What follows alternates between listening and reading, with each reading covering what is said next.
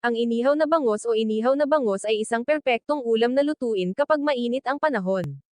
Mas gusto ko ito kapag inihaw sa uling dahil nagbibigay ito sa isda ng magandang mausok na lasa. Ang recipe na ito ay magbibigay sa iyo ng simple ngunit masarap na ulam na mabilis at madaling gawin. Mayroong ilang mga paraan upang maghanda. Ang inihaw na bangus o inihaw na bangus ay isang perpektong ulam na lutuin kapag mainit ang panahon. Mas gusto ko ito kapag inihaw sa uling dahil nagbibigay ito sa isda ng magandang mausok na lasa. Ang recipe na ito ay magbibigay sa iyo ng simple ngunit masarap na ulam na mabilis at madaling gawin. Mayroong ilang mga paraan upang maghanda ng inihaw na bangus. Ang recipe sa ibaba ay nagmumungkahi na gumamit ng malalaking bangus. Dapat itong linisin ng lubusan. Nangangahulugan ito na ang mga bituka at hasang ay tinanggal at ang isda ay hinugasan at pinatuyo gamit ang isang tuwalya ng papel.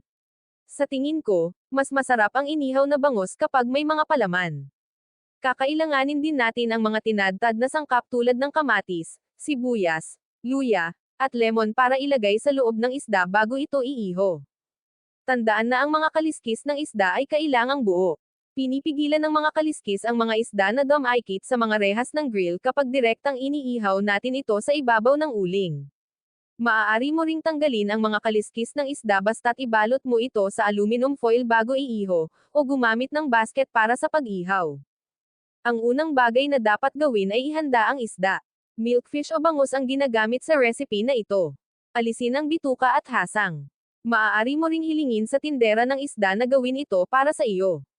Gaya ng nabanggit kanina, hinihiling ng recipe na manatiling buo ang mga kaliskis maliban kung pinaplano mong balutin ito sa foil, o kung gumagamit ka ng grilling basket. Hugasan ng maigi ang isda. Susunod ay ang paghahanda ng palaman.